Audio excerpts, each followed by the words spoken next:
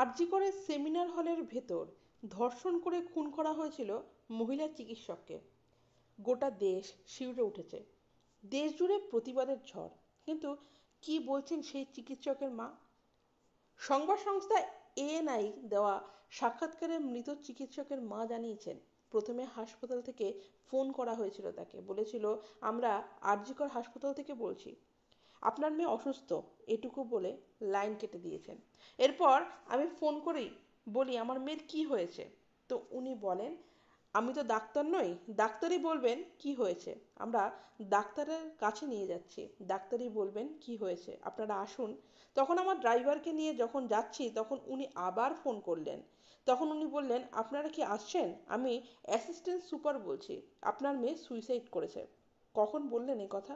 শুক্রবার 10টা 53 মিনিটে তিনি এই কথা বলেছিলেন। তখনই ফোন এসেছিল।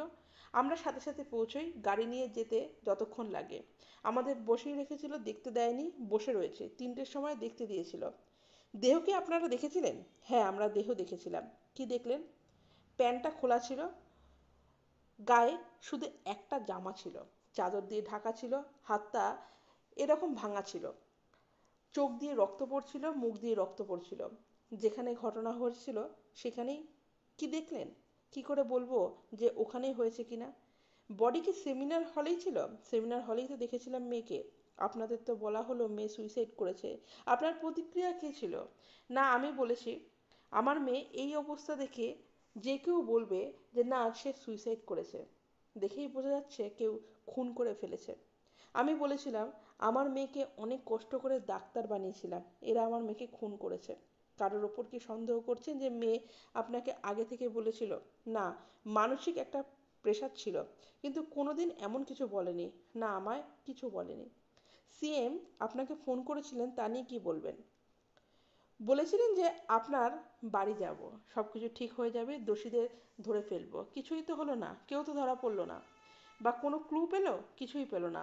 একজন ধরা পড়েছে, ওকে তো কিছু মনেই করছি না আমি। ভেতরে লোক না থাকলে কিভাবে জানলো যে আমার মেয়ে ওখানে আছে? আমার মনে হচ্ছে পুরো ডিপার্টমেন্টটাই দায়ী। আশাতেই বাঁচবো সিবিআই নিয়ে। আমাদের সব হারিয়ে গিয়েছে।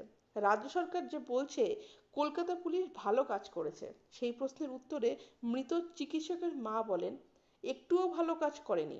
আমাদের সিএম প্রতিবাদটা বন্ধ করার চেষ্টা করছেন। আমার মনে হচ্ছে আজকে 144 ধারা জারি করেছে যাতে মানুষ প্রতিবাদটা না করতে পারে মানুষ। সিপি সেদিন হাসপাতালে ছিলেন, কি বললেন? উনি কোনো সহযোগিতা করেনি, বরং কেসটা যাতে তাড়াতাড়ি মিটিয়ে দেওয়া যায় সেই চেষ্টাই করছিলেন, তাড়াতাড়ি পোস্টমর্টম, তাড়াতাড়ি বডি পুড়িয়ে দেওয়া।